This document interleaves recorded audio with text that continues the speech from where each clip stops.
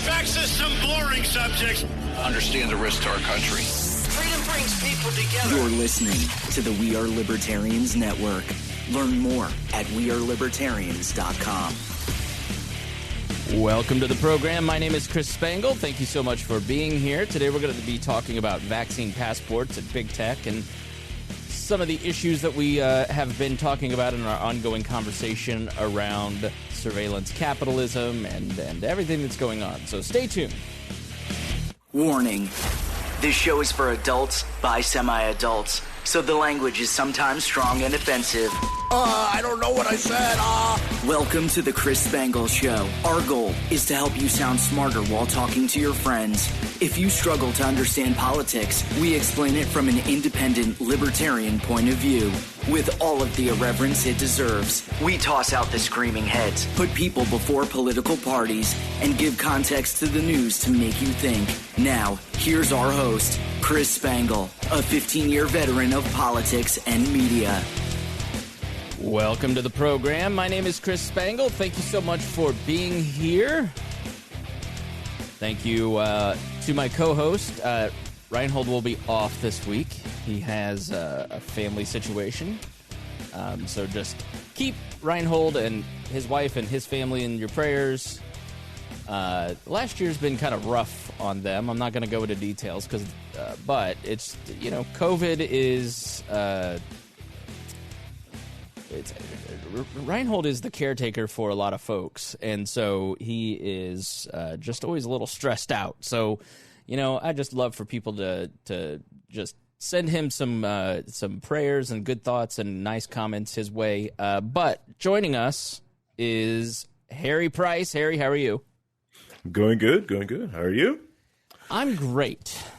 Things are going very well. Things are progressing nicely. Mainly, I have been spending the last couple months. I mean, really, I've been working on this project for a year at least called Ideological Origins that Matt Whitliff and I are working on and have decided the name's terrible. But it's basically a history podcast. We've got the first 4 seasons mapped out. It was going to be like just me and had kind of a small sketch, and then Matt, who is a great writer and a history guy, was like, let's do it this way. I was like, this is nice. And so it's going to be for our patrons, and we're recording the first one in a couple weekends. So it's like when you're in college and you have a big term paper due, and you're cramming everything, and you're reading 10 books in like 2 weeks. So my attention has been so focused on medieval history to make sure those shows are good. That my news watching has kind of been neglected a little bit, but I'm really excited about it. It's going to be great. It's for $10 and up patrons, so please stay tuned for that. But I've been working on that, Harry. I've been reading like crazy. I've read 25 books this year. My goal is 2 a week, which is 104. And I have probably 10 to 15 other books that I've got 25 to 50% done. And it's like an exercise goal. If you say, I'm going to exercise 5 times a week or every day, you've got to learn time management and discipline and willpower and reading 2 books a week when you've got all kinds of different things going on in your life, like, family and podcast and jobs. And you're just, it's something you have to pay attention to. But I'll tell you what, it's never, It's been one of the most challenging yet one of the most rewarding New Year's resolutions I've ever made, and I highly recommend it. It's really been great. I don't know if you're a reader. You seem like you are. I'm not sure what you do in terms of reading. Mostly the reading I do is usually for like technical books. So I rarely get to read for fun like you do. Or just a different aspect. It's the same education. It's just more of, there's a new switch out, or there's a new way to do this. Or, you know what, I'm not that quite sure on this like routing policy, so I'm going to go read that book. You know, I think the last thing I read up was on like, because I'm studying for my LPIC 1 and 2. So I've been reading those, which is, if you love Linux, it's great. Is that a certification? Yeah, it's a Linux certification. And, it's going back to also the fundamentals of Linux. So it's like when you learn Linux or you just pick up wild, like, hey, I'm just going to use the browser or I'm just going to use the Linux OS. There's a lot of different things that you do miss. And then you go back for the certification. It's like, oh, wow, I know I can do that. Yeah. Oh, that's how I do it. Or like, that's how I do it in Windows. This is how I do it in, freaking Linux. This is great. It's even better. Yeah. So I just think reading any type of book or magazine or whatever is just an important part of a person's growth. And I didn't really, I read all the time as a kid. I've always loved books. But once I got my smartphone in 2010, my reading really dropped off. And I didn't really read a lot after college. And,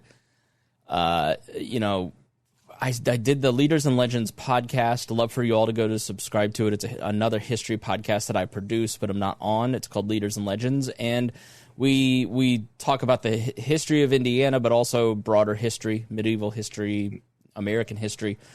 And what I found from the most successful people in Indianapolis is that they are mega readers. And that is a huge part of their success. And so I just started making it a habit. I've read about 50 books, 2 out of the last 3 years, and this year I'm going for 104. So, yeah, and I will say that when you have that kind of goal, it keeps you. I got a little frustrated in December and decided to do this because I'm just like, I'm so tired of reading social media as like my main source of information, and even news sites can be irritating, and you read the opinions of people who haven't read and don't know as much as experts or you even when you focus all of your news efforts on social media. Now when I log on to like Twitter, I'm just like, this is a neighborhood I don't want to live in. I'm going back to the 1300s and the plague. and I watched this great video by Ryan Holiday called How to Read, like Ryan Holiday or something like that. I'll put it in the show notes, but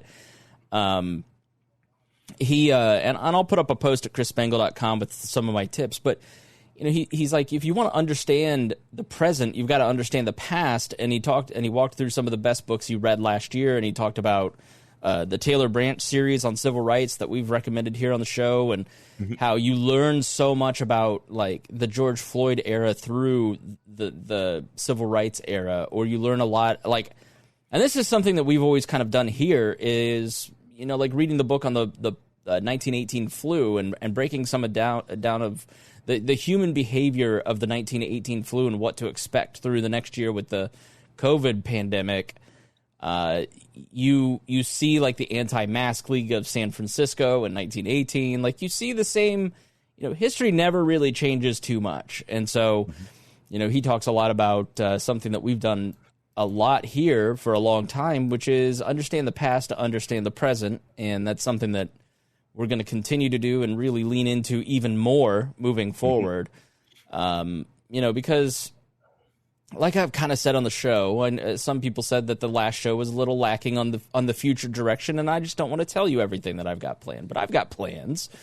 But I will say, I just opening up social media every day and looking what everybody's pissed off at, and then having to pick a side on where to be pissed off at and who to be pissed off about, and it's just too exhausting. I can't make that my life anymore. I've done it for 20 years, and I've just sort of gotten to a point where it's like I want to talk about these issues, but I'm not going to talk about it in the same way as everybody else. I'm not going to pretend that the world is coming to an end, because I don't believe that.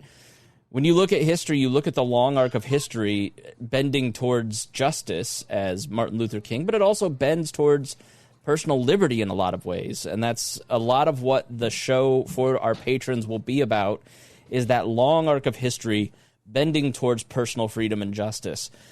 And, trying to find the optimism moving forward and showing people that we live in a great age where there are many possibilities.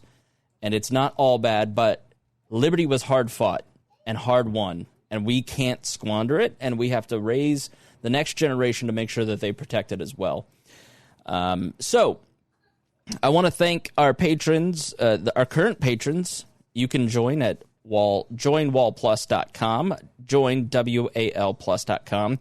there's a ton of great benefits to subscribing, not just the bonus shows, but also just supporting the network and supporting our efforts. And I'll tell you what, like when we see that somebody is signed up and we see that we're one of the larger libertarian Patreons, I mean, it gives us a boost to keep going. It's how we build the infrastructure. We've got great shows like On the Run with Rimzo Martinez, Gingerarchy with Trisha Stewart-Mann, Brian Nichols and the Brian Nichols Show, Boss Hog of Liberty, and Jeremiah and Dakota do such a great job. I'm not sure why my mic just automatically muted. Can you hear me, Harry? Yep, I can hear you. So, I don't charge them to be on the network. It's free for them. I pay all the bills, a.k.a. our Patreon members pay all the bills, and just really helps a lot as we continue to grow. And Brian asked me the other day, he goes, where do you see the network in 5 years? And I go, I see all of these shows that are currently on our network driving a tremendous amount of audience and allowing all of the hosts on the network to really invest, to hopefully do it full time. Because I think somebody like a Brian Nichols and Rimzo, who's just Rimzo worked for the Washington Times, worked for Parler, worked as a journalist, worked as a campaign consultant, currently works as a marketing consultant. He's an author. Like, that guy is just a multifaceted person with a ton of interesting viewpoints, and his show is different, and we just try to bring you something different than you get elsewhere as a network, and then whatever the hell this show is, and I'd really love to invest in community and the Liberty and Chill stuff and the history side. So that all happens because of our patrons, and I just really appreciate everybody who makes the financial contribution. If you can't, like I said, I understand it's tight out there, but please share that you listen to the show. Our marketing efforts took a big hit by not being able to use. I mean, I literally can't post to the Facebook page for 90 days. So, that's whatever. We went from 1 million page views where 1 million people a month saw We Are Libertarians podcast network in their feed, thanks to memes, to 70,000, and now it's 0. And that's a big hit for driving. But I will tell you, we've seen a big uptick in downloads for all of the shows. Hopefully you can't hear the Lion King in the background. My producer is examining footage for a future episode. So thank you especially to our $100 a month members, John Pusilo, Casey Feldposh, Lars Nordskog, Jake Edel, Matthew Durbin, Jeff Bennett, Reinhold, Christy Avery, and Jason Doolittle. Thank you so much. This is not going to be a long and in-depth show because, quite frankly, I don't know what to say about vaccine passports other than no thank you, no way, hell no, not going to support it in any way, shape, or form. And it's not because I'm an anti-vaxxer or nutty anti-vaxxer or anything like that. Not that anti-vaxxers are all nutty. I'm just saying, like, that's the perception out there, right? It's because when you come off of the history of PRISM and what Edward Snowden revealed, big tech and surveillance capitalism, the complete and utter. When the people who told you 7 days to stop the spread, and we're here a year later, and they go, "Oh, vaccine passports are temporary and just for COVID." I don't believe you, and I don't want any part of. I don't care if it's all private. It's sort of like the big tech censorship argument that we've always made here. Mm-hmm. Yes, it is their property. And yes, we do uphold property rights, but we're also consumers who can have an opinion on the product and say, this is really shitty and I don't want to use your product anymore. We don't want to go this route. I'm not totally mad that we can't use any of our social media channels other than Twitter because I don't want to do business with those people. Somebody, Tom Monica was like, are you just going to let them kick you when you're down? Why aren't you making a second group? And I go, why do I want to give them business? Why do I want to encourage you to go to a second group, Harry? Mm-hmm. No, thank you. Yeah. Drive more marketing to them. I feel like that's why the bit of advice I told you to get everyone's email so you can send that email list out. So when this does happen, you can easily direct it to something that you own and direct business to where you want to, so where you get the money, or you just have the control over. Yeah, and I want to thank everybody for going to wearelibertarians.com and signing up for the email newsletter and getting that morning email newsletter. You'll automatically be enrolled to get my private email newsletter that I need to write more of at chrisspangle.com.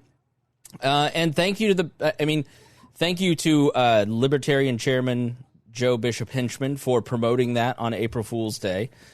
Seriously, it wasn't a joke. He gave us a shout out. I appreciate that. And I also want to thank the new chair and vice chair of the Libertarian Party of Indiana for joining our Patreon. I will join the 1994 Society as a thank you. Evan McMahon, who's been on the show, and Lucy Brenton, who is a great listener and follower of and I just want to thank them for joining the Patreon and all the love from the LP. Really do appreciate it. But yeah, I mean, that helps. I mean, it's so what is a vaccine passport? Let's read a couple articles. This is from USA Today. And these are not the best articles, but they kind of break down somewhere the conversation is at. There's no vaccine passport in the United States, says Peter Vlitas, Senior Vice President of Airline Relations for Internova. The most promising one, USA Today writes, is the IATA Travel Pass. It's being tested amongst 22 airlines, and the Airline Trade Organization expects to release it this month. It will be limited to air travel and border crossings. Trip Action's app-based health passport, a private initiative that launches early next month, will allow travelers to upload and store all necessary documentation required for domestic and international travel within a centralized hub. The only vaccine passport in widespread use is Israel's Green Pass. Israel has the most restrictive airline travel. I mean, a lot of it has to do with airliners being taken down by suicide bombers in the 70s and 80s. But the certificate available is either their smartphone app or paper ID using a QR code for authentication allows users to prove their vaccine status in Israel. They've really vaccinated everybody. I mean, they've been the most proactive in terms of getting everyone vaccinated and reopening very quickly. Airlines have been pushing the government to create a vaccine passports for Americans, saying verifiable testing of vaccination data is, quote, critical to the return of travel. New York launched a version of a vaccine passport. The first in the nation certificate, called the Excelsior Pass, will be accepted at dozens of events, arts, and entertainment venues statewide. I mean, let's just stop there, right? Like that, the future is the history is future, right? So, the ACLU has come out and said it plans to roll out a standardized vaccine passport must account for social inequities and privacy rights. Anything short is a non-starter. This is written by CNN. Biden's administration is working to establish a set of standards for people to prove they've been vaccinated. The official said the White House is working with government agencies, tech companies, and nonprofit organizations to plan and coordinate the effort, which is likely weeks away from being finalized. ACLU says there's still a lot that can go wrong with this. Any proposal for vaccine credentials must be primarily paper-based, decentralized, and protect privacy. Heard that one before. Why paper-based? The idea is to make it quick and easy if you use an app, right? But Stanley said any system that is exclusively digital would alienate individuals and communities without access to mobile devices or knowledge how to use them, such as senior and low-income people or those with disabilities. There are a lot of people who don't have cell phones. Over 40% of people over 65 don't have them, for instance. Information should not be stored in a centralized database. This is. Let me finish up the setup here, and then we'll. Or do you want to break down these individually? No, you could go. I'll let you finish. All right. And they also continued, if it involves putting some sort of government or corporate app on your phone, but it's not open sourced and you can't see how it works, that will be bad for privacy. Does it report back every time you present a credential? Every time someone asks to see you've received a vaccine, does it report back to some government agency? That would also be very bad. Jen Psaki of the Biden administration says there will be no centralized universal federal vaccinations database. Stanley of the ACLU still worries that a rush system could lead developers to overlook important details. And it could be built on architecture that is not good for transparency, privacy, or user control. User privacy should be respected. Airlines, headline in the Wall Street Journal on April 3rd, today, airlines want vaccine passports but don't want to pay for them. As Europe plans to document to store COVID-19 data, industry raises concerns about potential costs. This, and if you go back and you look at the world's smallest political quiz by the Advocates for Self-Government, it had a question on it forever about, do you support or oppose a national ID card? There's obviously been the Real ID debate. There's obviously the debates about vaccines that are cropping up in this. There are the PRISM and the privacy of the NSA spying programs that are playing into this. There's also the COVID, the lockdowns and the fact that it was going to be a month and then it was a year, and now New York and our friends on the East Coast are still not open. It's April. On April 6th, Indiana will be completely without regulations. You have you have the rapid, massive expansion of the emergency powers by state, city, and national government agencies. You have big tech censorship playing into this. So you have a ton of different strains of arguments all converging into the vaccine passport discussion. So it's been an enormous topic.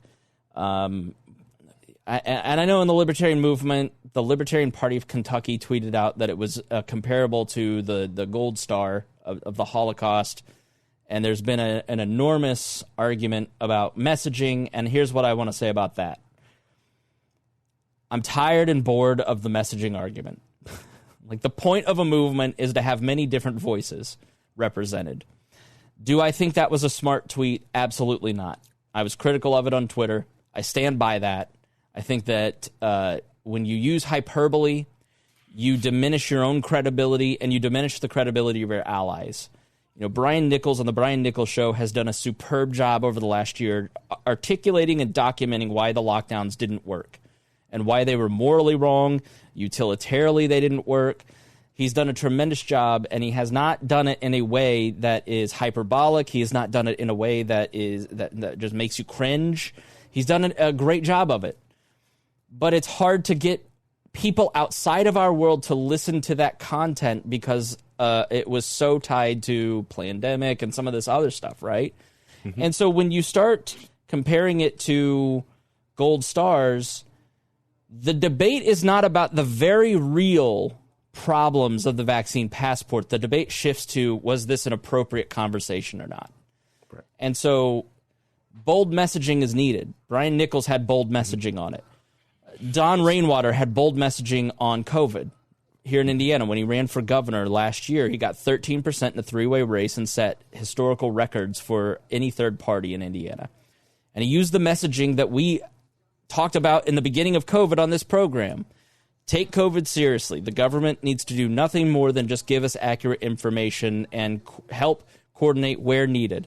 But in reality, you have no moral authority to shut down businesses. You have no moral authority to pick winners and losers. And you can't buy seeds at Walmart, but you can go, it's...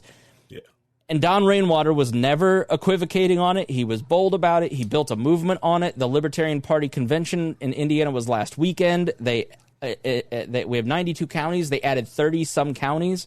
He got second place in the vote totals. In 32 counties in Indiana. Bold messaging is needed. But bold messaging is not distracting messaging that doesn't work and turns people off. And so there's a difference. There's got to be a difference. And when we circle the wagons on this stuff, it just encourages those unforced errors. The Kentucky tweet was an unforced error. And the news articles written about it, when most people never hear the word libertarian or see the word libertarian, and the only time it gets in the news is because Seth Rogen is tweeting at the Libertarian Party of Kentucky about how dumb they are. Like that yeah. People outside of our circles associate us with that. And so it's an unforced error. Say it's an unforced error. Set the guardrails of where we need to be, because if we always circle the wagons, Harry, it's always going to be us going in circles like we have been for 50 fucking years. Correct, yeah. And just reliving and doing the other things over and over again and getting nowhere. Yes, Brian Nichols did a very, very great job of being able to basically like take someone's argument about this whole lockdown and basically articulate what's going on. And that in this podcast also shows you why these passports are awful and bad. Yeah. Because that's because they'll use that information from the passports to make other lockdowns, make other harsh rules. Yeah. Though, because the wild type, or the wild strain, and there's different strains of COVID right now. And that it's a tool of control. Correct. Control. You can't fly here. You can't do this. And it's weird to watch the generation that grew up with the no-fly list right. run to this list. It's like, oh, yeah, we do this. It's like, do you remember the no-fly list of kids getting on the no-fly list? And this is what you want? I'm sorry. I said it a year ago. The people who told me that there was yellow cake in Iraq and that they weren't monitoring all of our phones, why should we believe them about any of their protocols to keep us safe with COVID? Like, you cannot trust the government. You should not trust the government. You should oppose authority at all accounts. And this is another, like the extension of the emergency powers. This is another tool of control. Here in Indiana, the legislature is limiting or tried to limit the emergency powers that the governor has. And every state should be doing that, and there's zero reason that there should be, you can't get a haircut in California and Philadelphia and New York, and so you take like Jeff Bennett, when we talked to him here on the program a couple months ago about his experience in Fresno, California, you've got backroom hair salons with two-way mirrors papered over the front, operating in, black market salons with illegal haircuts a year out, right? And when you compare the numbers to a Fresno and Indianapolis or Indianapolis and Philadelphia, there's no market improvement because of the lockdowns. They didn't work. It was a complete mistake. And the idea that we should treat COVID in April of 2021 the same way that we treated it on April 3rd in 2020 is ludicrous. Right. You should, and Donald Trump, I think, would have won the election handily had he come out and said, this is very serious. We need to take this very seriously. We're going to get testing going. We're going to get the vaccines going. And we're going to reevaluate every 2 weeks. Yep. And push Democrats and Republican governors to reevaluate every 2 weeks. And that never happened. And he just wanted to pretend it didn't exist and didn't pretend that it was really happening. And testing got behind. The vaccines, the vaccine distribution was somewhat of a mess, but at least we got it out. And then you have the end of his presidency with the him getting COVID and all the dramatics of all that going on to appeal to just the wackier elements. And you just go, these are all unforced errors. Like, and that I think is a failure of his leadership to help move us forward. And I think it's. You go read the lost month in the New York Times about the failure of the CDC and the FDA to get testing out in time. And that's why we had 500,000 deaths in this and other countries didn't. Because testing was crucial from the beginning to give you information.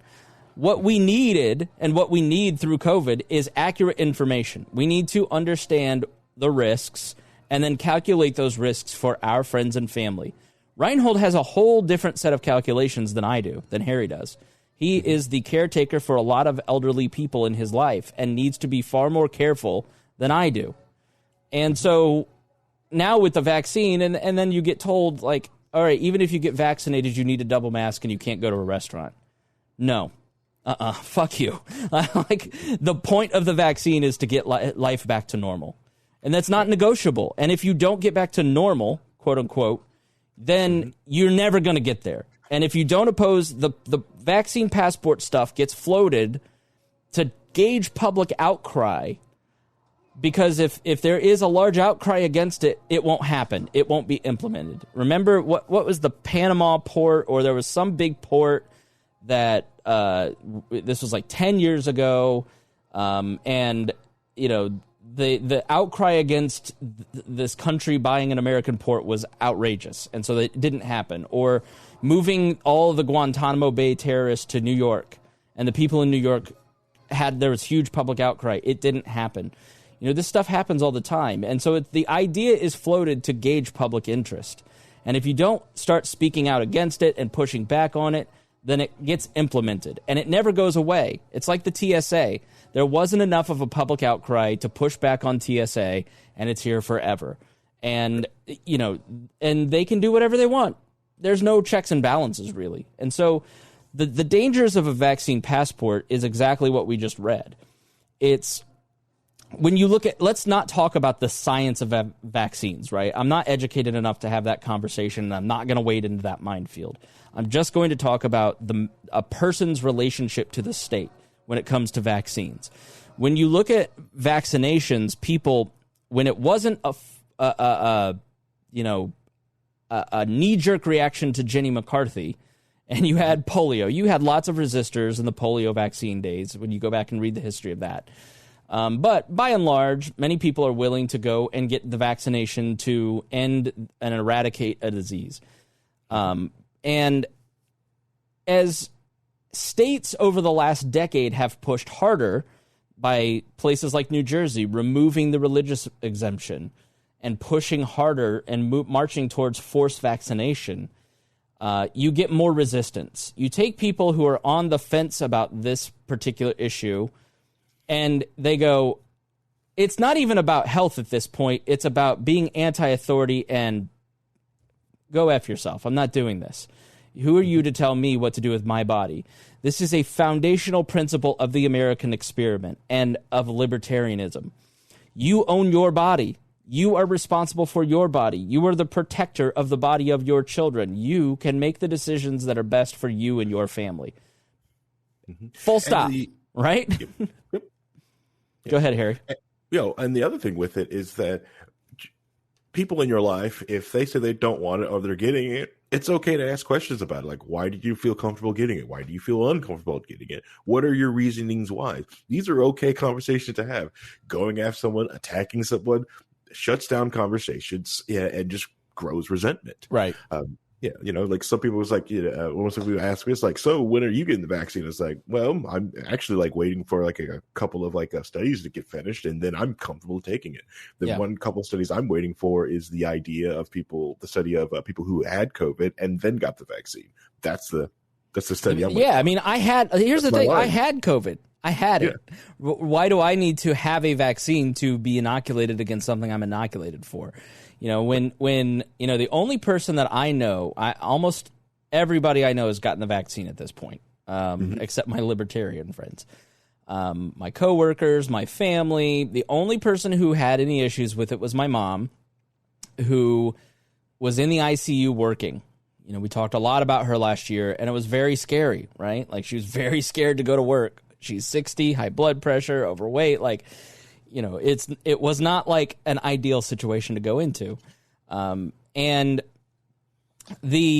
I've had several people tell me that people who have antibodies who get the vaccine, now I don't know, this is not studied, this is just innuendo and blatant rumor and anecdotal evidence, is that if you have antibodies and you get it, you get sick. You don't die, right? You just you get like flu-like symptoms, right? Mm-hmm. So that makes me even more skeptical, knowing that I've had it in the past. If I'm immune like Donald Trump, then why do I need to go get the vaccine? I mean, I have not looked into it. It's just now this week got introduced to the 30s. Mm-hmm. I'm not opposed to it. It's just not something that I have studied and looked into. And I'm like you. I want to see studies. I want to make sure that this is the right choice for me and my body and what's best for my health factors.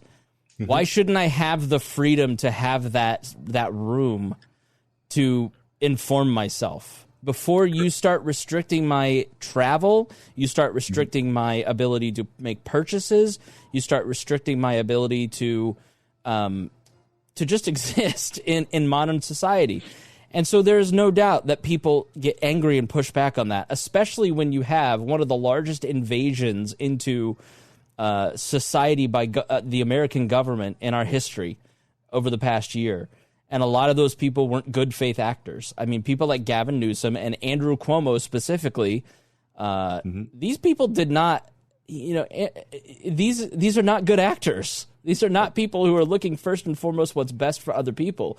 It's about control. So I don't need politicians making decisions on where I can and can't travel.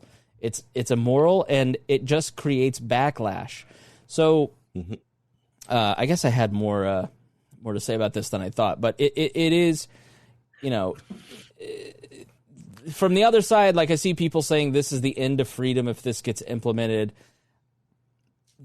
I'm not going to go that far because I never go that far, but I will say it is egregious, and it is not a private company implementing vaccines. Okay, if it's like the mask debate, right? It's the gay cake debate, right?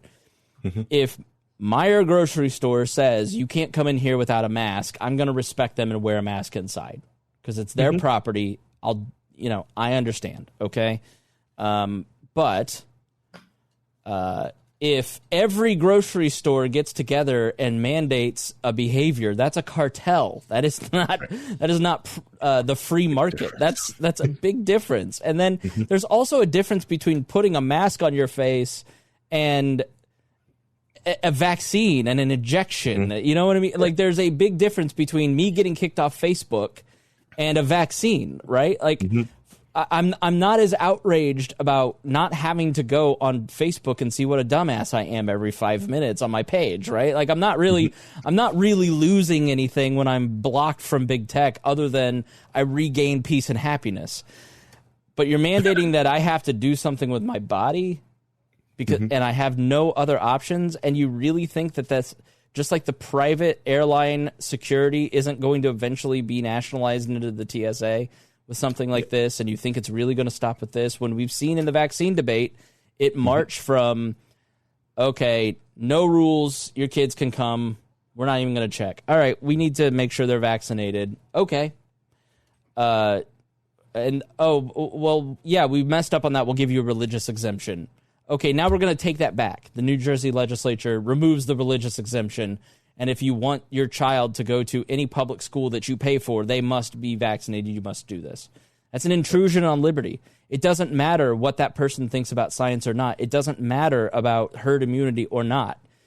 The government cannot mandate that you do something with your body. Plain and simple. Period. Stop. There's no further argument. It doesn't matter if it is wise for every person to be vaccinated. The government has no moral authority to mandate that. And private organizations, especially airlines that have just received billions of dollars of funding from the federal government in bailouts, I think people have every right to be completely and fully skeptical of this, considering all the factors that we've just laid out, Harry. Correct. Yeah. And with so the whole digital aspect of it, that's what really scares me, because everyone likes to give power to all big tech, and we're going to give this things to these gigantic tech monopolies, and we're going to allow them to help disperse this information. Well, Mark Zuckerberg didn't, and Google didn't go back on their promises of not being evil and supporting independent publishers. They wouldn't go back on their words. They're not evil people. Oh, yeah, they wouldn't do this, yeah. And we have seen that the security holes, the blatant security holes in most applications, especially like when Snapchat opened up the ability to find out where your friends were, like just using the GPS that's on your phone and you can't turn off, And so you can just like see this. So most people who develop that thing is just like, well, why? Why don't you want to know where your friends are? I don't know. Maybe having an ex-friend, or I found a friend that's trying to stalk me. Great. Now this app tells that person who's stalking me exactly where I'm at and if I'm not home or not. It is a terrible experience. And one message from the chat I do wanted to bring up is someone saying like the banks being happy with the mask mandates being lifted. Oh yeah, I'm waiting to go to my bank without my mask on, because I have to actually schedule an appointment and sit down, which I already have a big bougie head anyways. When I go to the bank, I don't need to have a scheduled appointment, sit down with my banker to get banking done. It's a terrible experience. Trust me, when you're sitting in a room talking about your finances to somebody on the side of the table, it's awful. It's awful. You got to be responsible. But the other thing, when it comes to your phones, majority of the people who have a smart device or a smartphone, they actually have this sort of app out there, is running Android. Android is highly unsecured, and most people have a highly unsecured Android device. Most people are running Android 8.0, or probably worse. And paper secure. I could go on eBay right now and probably buy a fake vaccine passport. Come on. Hey, you can. I know a guy. By the way, regular passports are an impediment on your right to free travel. Yes. You have every right, and the government cannot stop you from traveling. It is a human right, which is why I am open borders and why the crisis on the southern border is BS. The passport was instituted in World War I as a way to monitor who was coming from the evil nations of Germany. Oh, by the way, a large majority of the country in the Midwest was German at that time and fought in the Civil War and fought in World War I for this country. And so the passport was a temporary measure to monitor who was coming from what country as a safety and security. Mm-hmm. So, because of the World War. Yeah. Right. This was the idea of it. Right. Well, look, it's here, and all these other countries have adapted this passport system to track where people come from. Israel's was one of the harshest. They won't let you come into Israel depending on what Middle Eastern country you had stamped on. That's why what Donald Trump did with those agreements was so powerful. It was great. Now you can have this stamp on your passport and might be able to get in Israel one day. Yeah. Yeah. It's all right. I don't want to get into that. The whole passport system is goofy, and because everyone's like, "Well, this is a good thing," and it's like, no, because passports also help enforce the EU's control over Europe. So this is great. I don't have to change my passport going between the states. You don't have to anyways. You put that system there. You're allowing the EU to control you because you created this stupid system that makes you stamp some, makes you stop at some imaginary line that you guys drew up hundreds of years ago, and now you want to put some post at. You see how the EU controls you? Yeah. Now you can't use the EU. That was one of the arguments of Brexit. Oh, now you got to show your passport to come in. Why? I was driving across this imaginary line yesterday, but now Brexit. Oh, show your ID now. That's your rule. You created it. You made that barrier. This has been repeatedly. If you believe the government can save you, you're a fool. The last year should have proven that to you. When the crisis hits. I'm it's kind of funny watching all my statuses in the time hop, and saying the best the government can do when a crisis hits is send you $1,000. So if you're going to be laid off and you can't count on the government. I know so many people that didn't qualify for the benefits and the government shut them down and never got restitution for the lockdowns. My barber's one of those people. He went 2 months without pay and he never got restitution because they wouldn't give him benefits because of the structure of his employment. It's the takings. It's in the Constitution. It's called takings. It's why the people who burned down Portland and Seattle and Philadelphia, these people are not going to be charged. The people at the Capitol are not going to be charged. Well, the rule of law demands that if you're destroying property and people, you have to suffer consequences, and you have to pay restitution to the people that were hurt or the property that was destroyed. It's called takings. So you have a breakdown of the rule of law when people are not punished for doing either. Yeah, they gave us $5 a day to live off of. So when you shut down, that's why I wasn't terribly, the inflationary spiral that we're about to hit because of the printing of money and the opening of this trough that is never going to end. It really was opened in 2008. We talked about the moral hazard of that. Once you start opening the crisis bucket, we need to do stimulus, and we figured out how to get, the TARP bailout, for instance. One of the least popular pieces of legislation in American history, yet it was one of the most successful because it was only half of it was accessed and it was all paid back with interest by the banks. But it was deeply unpopular because why should they get something and I don't? So this time around, Trump and the Democratic Congress figured, let's send checks and put my name on it. And it's hugely popular. Why didn't I get $2,000? Why aren't we getting $2,000 a month? So never mind that the cost of oil is up 181%. The cost of wood and lumber for new housing starts is up 247%. Mm-hmm. Like you have artificially decreased supply because people had to shut down their businesses, while artificially increasing demand because you've given people so much free money. And then we're all shocked when prices go up, as if we didn't sit through the basic laws of supply and demand in history, in economics class in high school. So you've got people sitting on $1.9 trillion of savings, which is why the apartment I'm in right now, I pay $800 a month for rent. When I moved in here, it was about $775, right? And I get a discount for living here. When I move out, they're going to rent this apartment for $1,600. And oh, by the way, they want proof that you make 3 times the income to rent that apartment. So people can't afford apartments. Every place now requires 3 times you have to show a pay stub to show that you have 3 times your earnings to rent an apartment, but prices for apartments are wildly overinflated. So what's happening? Everybody's going to buy a house because I have a friend who just applied for a home mortgage, and their tax return that they were using showed that they made like $16,000 that year because they were young.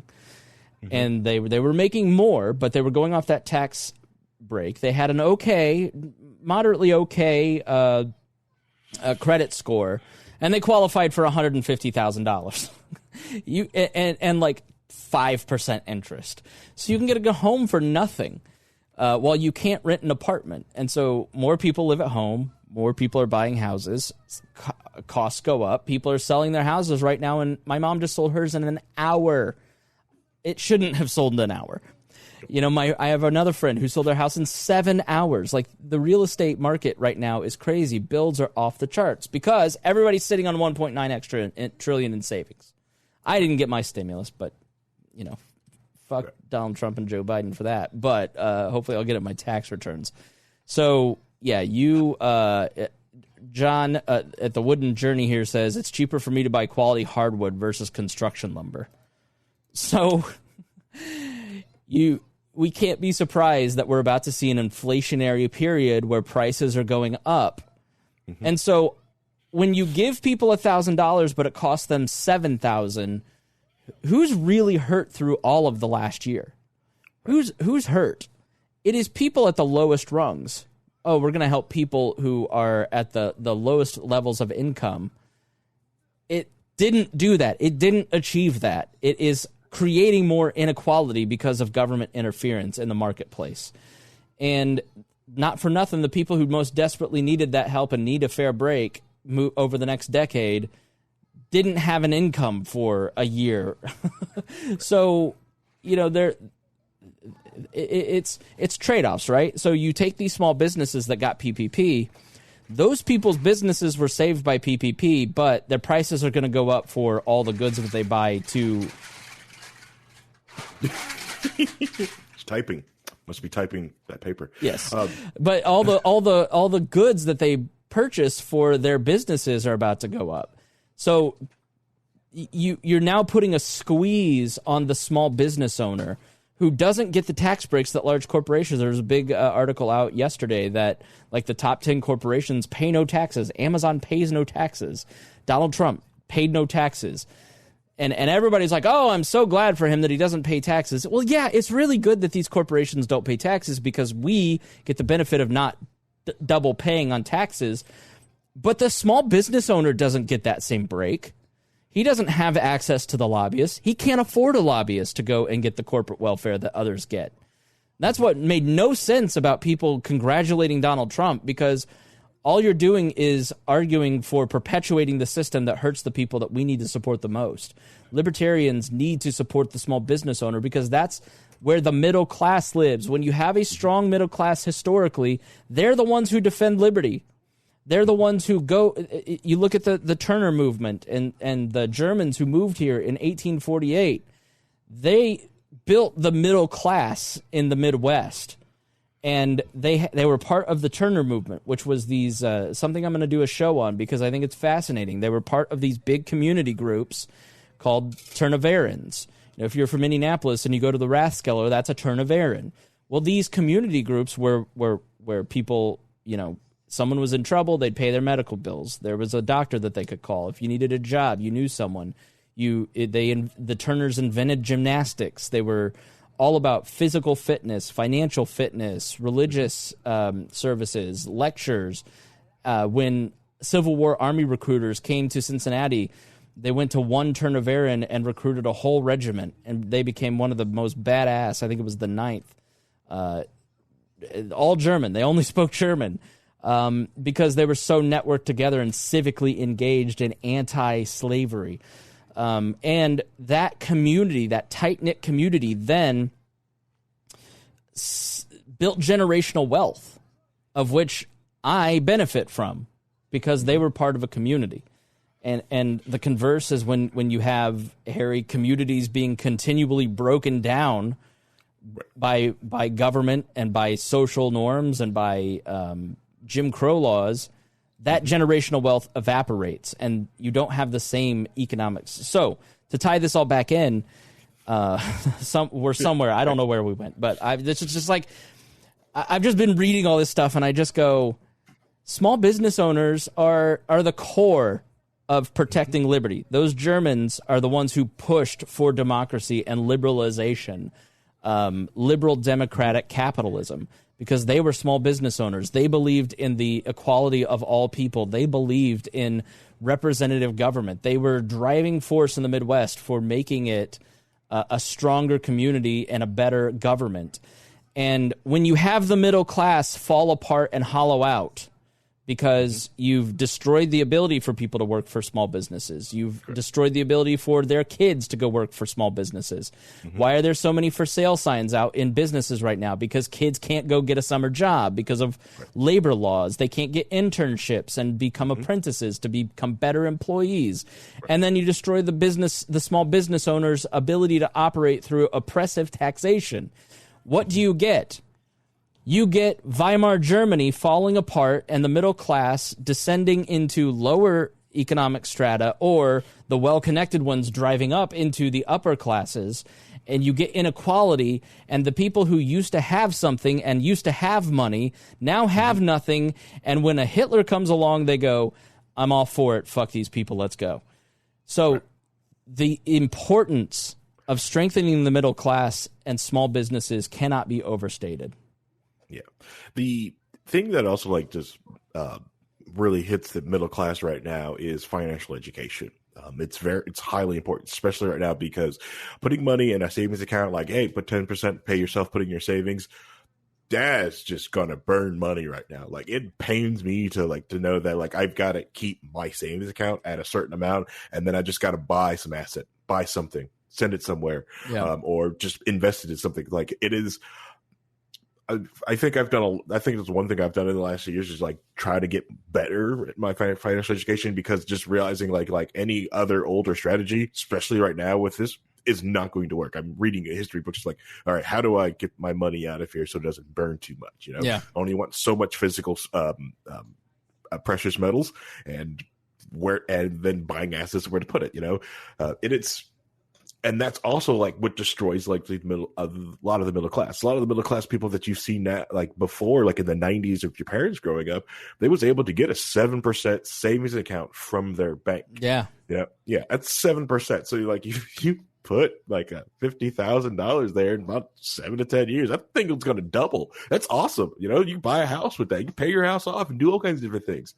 Well, you're getting 0.002% or some ridiculous amount. It's so your parents didn't need to be that financial education. Don't blame them for not being able to give it to you. They didn't need it. They could just work and throw money in this thing and it grow. I mean, so let's go back to the vaccine passports, because I think it cannot be understated how much this hurts lower classes. I mean, it's kind of the voter ID argument that the left uses against the voter ID. I was all for voter ID for a long time. And I guess I'm not really still against it because I've lived in one of the states that had you had to show your ID to vote from the beginning. Makes sense, right? The argument back then was if you show your ID to rent a movie at Blockbuster, then why not when you vote? That's how old voter ID is.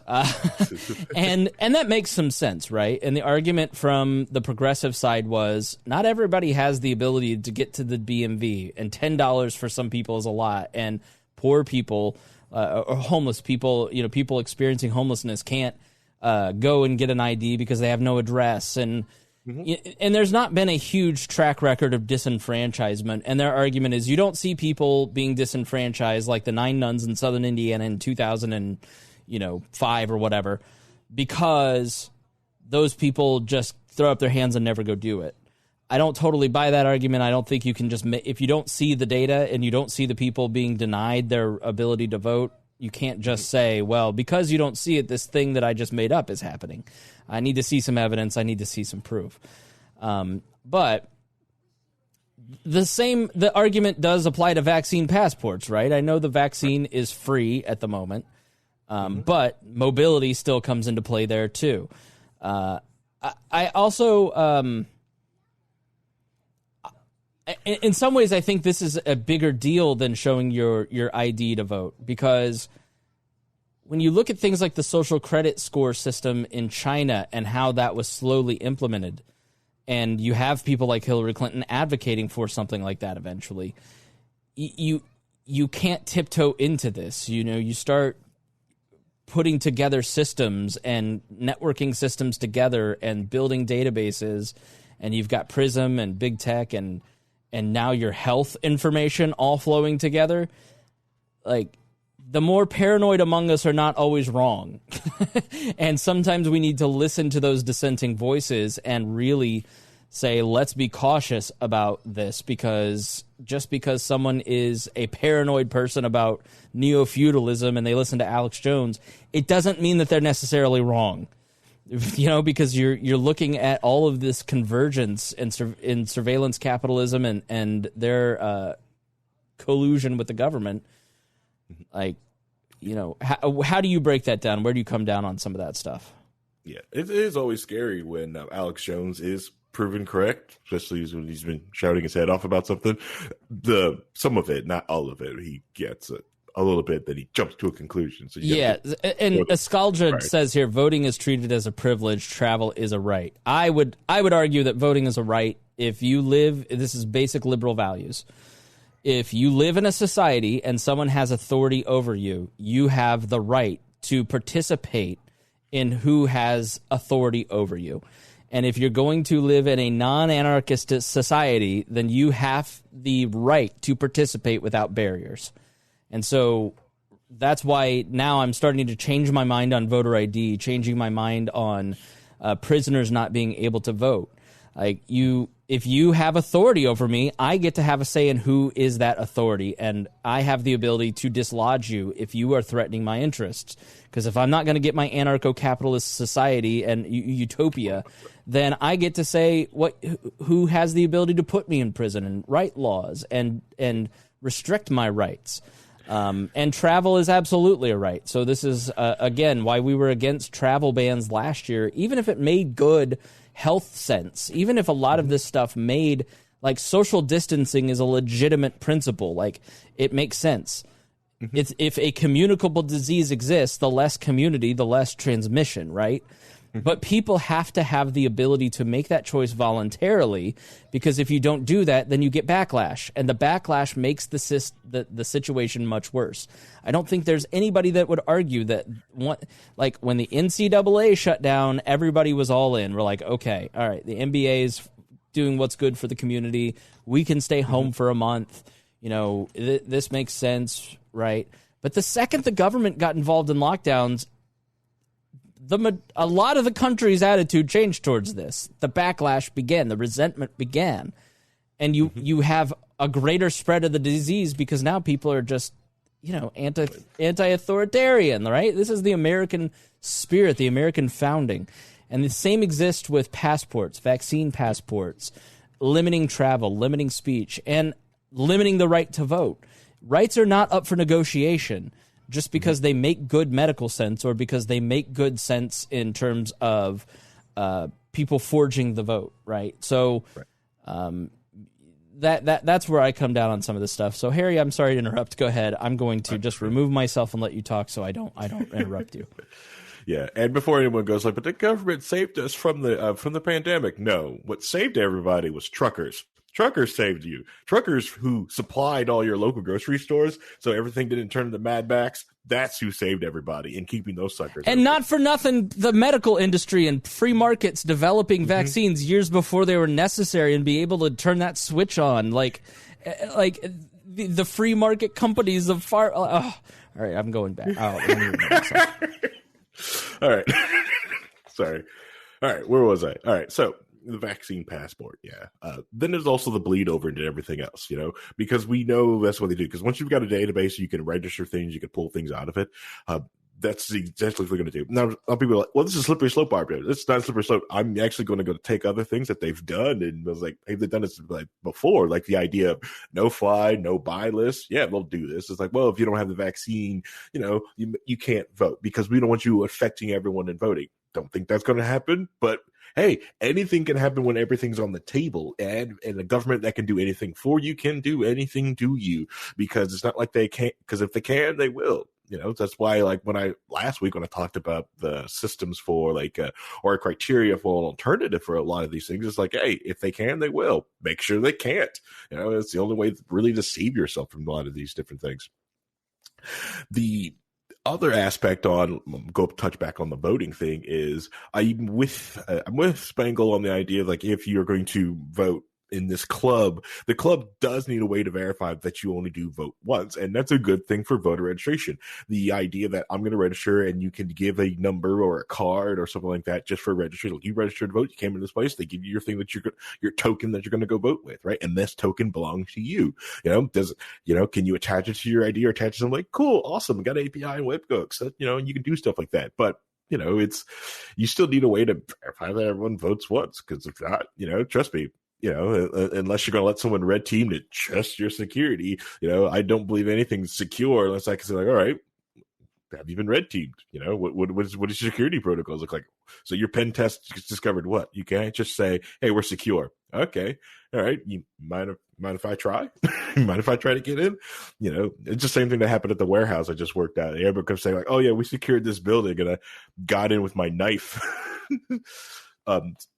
Quick story is just, the one thing you can notice is just walking around the buildings that just have hinges on the outside. It's their front doors. They have hinges on the outside. Tons of buildings do it. I don't understand it, but yeah, it's please, that's for science and testing purposes. Please don't break into things that you don't have the respect for the owner or the proven to do that. Please don't do that. Yeah, that's for science purposes only. Are you back now? I'm back. I mean, I was here the whole time. I was listening and just trying not to get in the way. Was I getting too illegal? You're like, okay, ooh, prank call.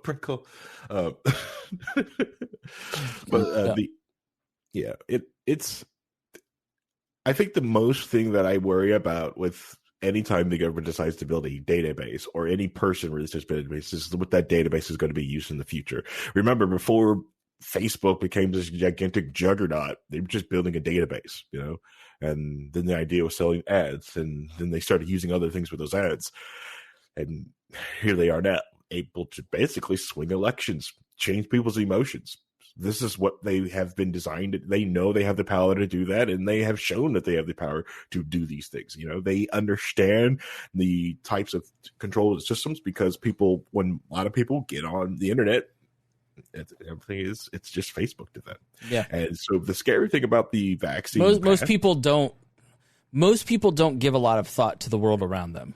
Yeah. And I mean, even smart people who are just like, I think, I saw some libertarian talking about revolution when we were going back and forth about the messaging argument. Like, libertarians have to talk about something other than messaging, by the way. Like, we have to be an alternative, a trustworthy alternative that shows that we're not as crazy as the pink-haired lady just screaming everybody, Trump is Hitler. So in that argument, somebody was like, people want revolution. They want revolution. I was like, people don't want revolution. People want to be left alone. They want low taxes, and they never get on Twitter to see what you're talking. Like, they just the majority of this country, whether left or right, wants to be left alone. They want to have the majority of their money to build wealth for their family, right? Mm-hmm. And it's like, this is not hard. Like, just find ways to leave people alone. And when you have a pandemic, we've advocated for empathy. Like, you have to think about your actions. You can't just, like, I'm not going to do this because I don't want to and you can't make me. There's been a lot of that, and I think that that's bad messaging. That just says, like, without the government telling people what to do, I'm going to do the wrong thing. Like, that doesn't build trust with the people that we need to convince that we're the private solutions, that free markets are a better solution than government solutions. It makes them go, well, this Joe Biden guy seems like he cares, and Donald Trump seems like if the government didn't exist, people like him would do the wrong thing. Because he would. He possibly would. He already has. Oh, no. Right? And so, that's the thing about the whole debate about critical race theory and wokeism versus, the BLM. Like, most people are where our listenership is at. Don't be racist. Quit being a racist prick. Like, quit it. Stop. But at the same time, like, what should, if you're racist, what should that cost you? Again, it's a free market solution. Like, I'm going to unfriend you. I'm not going to have my kids go spend the weekend with their grandparents. I'm not, people feel rightly that they're being socially engineered from all sides. And they don't want to be socially engineered. They don't want central planning. It's why I've been anti-Trump and anti-right for the better part of a year. You're just a different version of the central planning and the social engineering. You just want your version to win. Right. And you're not a better alternative. And we wouldn't have Joe Biden passing $4 trillion in stimulus if Donald Trump had been the better alternative. Mm-hmm. If the right hadn't lost its mind over things like, like arguing over, we had this debate in our group chat. You're never gonna, I don't like wearing a mask, but you're not gonna hear me make fun of people wearing a mask because that's somebody's personal choice. And like, I'll be respectful when I go out, I'll wear the mask, right? Is it saving everybody from COVID? No. Because I've read the science, and everybody read the science from the beginning. It just reduces the amount of spread because of droplets, right? It isn't protecting you from getting it, right? But when your whole shtick is calling people sheeple because they're wearing a face diaper, they don't see you as a trustworthy alternative to the other side. They just see you as the same side of a different side of the same coin. And I think a lot of people have made the big mistake over the last year in portraying themselves as as not a good alternative, right? And Donald Trump, I will say this till the day I die, Donald Trump would have won in an election landslide had he just not been Donald Trump. Because, and it's why the House really shifted towards the right. The right, in a lot of ways, is what the majority of Americans want, but without the racism, but without the taunting and the transgressive talk radio show hosts. If you don't know what transgressive is, it means taking the cultural norms and doing the opposite. Think John Waters movies in the 70s, or Jesus Christ Superstar, or Christopher Hitch. It's like, I'm going to take what is popular and what is the common normal thing that everybody doesn't question, and I'm going to do the opposite. Well, people have a lot of contrarianism in their life. They're not looking for more contrarianism that is over the top and overkill, and they're not looking for that. They're looking for stability. They're looking for people who are going to leave them alone and mean it when they say they're going to do that, and are not going to inflame the other side to get there. So we're often our own worst messengers, and I think that's a big reason why we get to the point where vaccine passports are even a question, because we didn't present a good alternative a year ago and through the past year and tied ourselves too much to Trump and his transgressive messaging that reasonable alternatives like the ones that Brian Nichols always lays out don't get heard, because everybody's debating the appropriateness of the transgressive guy like Donald Trump. And he would have won in a landslide had he just, like I said, kept himself in check, like we talked about earlier. So we cannot make the same mistake on vaccine passports. Getting attention on Twitter is not the same as electoral politics. I've managed probably worked on 100 campaigns in my life, and what people, when you knock on their door, say and think is not always the same as what you see from the intellectuals on Twitter. Left, right, center, whatever. Journalists, like, we spend too much time debating what the intellectual class is talking about. What regular people are talking about is often different than that. And we cannot make that same mistake. That's why I advocate reading books instead of being on social media from here on out. So, anyways, yeah. Harry, go ahead. Oh, yeah. Just try it for a week. Uninstall the Facebook app from your phone. Just uninstall the app. The app. Yeah. I'm not saying get off Facebook. Uninstall the app. Get to Facebook through your web browser on your smart device. Yeah. It'll help you frustrate yourself intentionally. Yep. It's an extra step trying to get onto it. 2, a lot of the cool features that keeps you attracted on it that they, social engineer you to get you back on it doesn't work on the browser that well. So it allows you to put it down, and then you can do something else, read a book, and just try it out just for 1 week. It'll be fun. So on my front page, I have all notifications turned off on almost everything. Mm-hmm. So, when you go to edit your home screen, right, on that front page, I've got all the basic apps, right? Mm-hmm. And I don't have the apps. I can get to it if I slide over here, but I make sure that I don't suggest those apps in this box here, so they never pop up. I never see the notifications. You forget the apps, and when you're at the grocery store standing in line and you pull out your phone because it's habit, open up the Kindle app or use Instapaper. Find some articles that you want to read, put them in Instapaper, and read that instead. Some other stuff that has worked for me is start reading with something you love. Like I started with a Dan Brown novel, and I just couldn't put it down a few years ago. And that kind of carved out space, and I just kept it. I just kept that habit, and I read at night. I go to bed an hour or two earlier than would normally fall asleep, so I have a ton of time to read because I can't go to bed. I like to read on the Kindle. I think, I like paper at my desk because I highlight, and then I like Kindle when I'm just reading.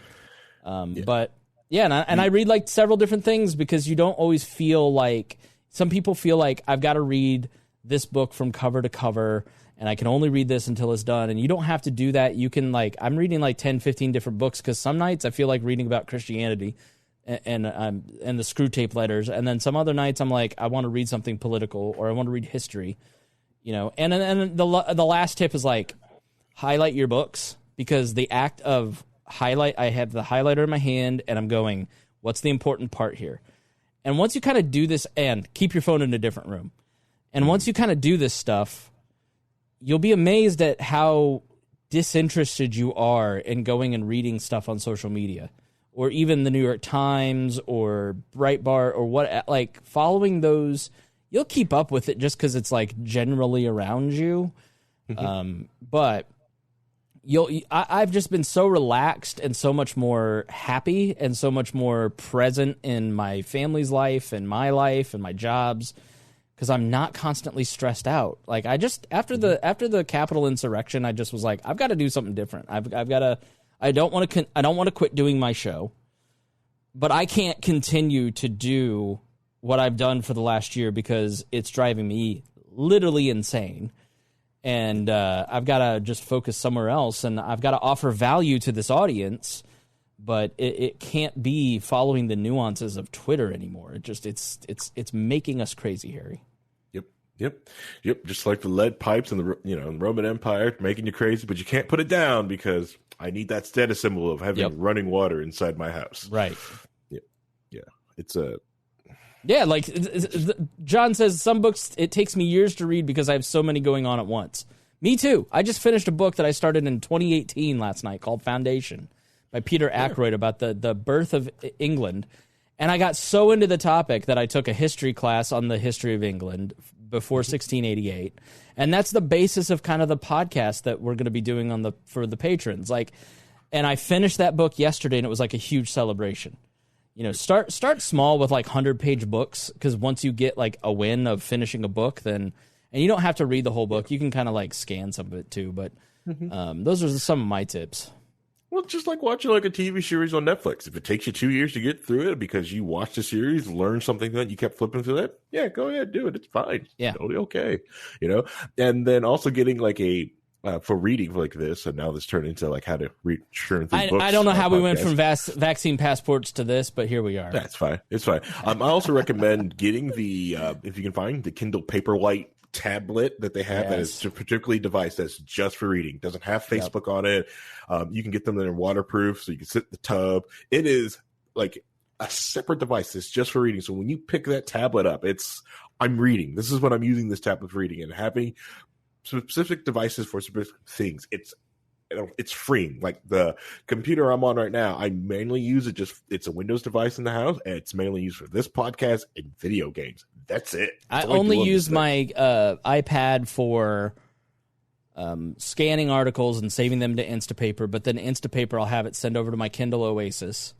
Mm-hmm. And I will often buy a book on Audible and also have either the paper or the Kindle version. I love Kindle because you can sync the two.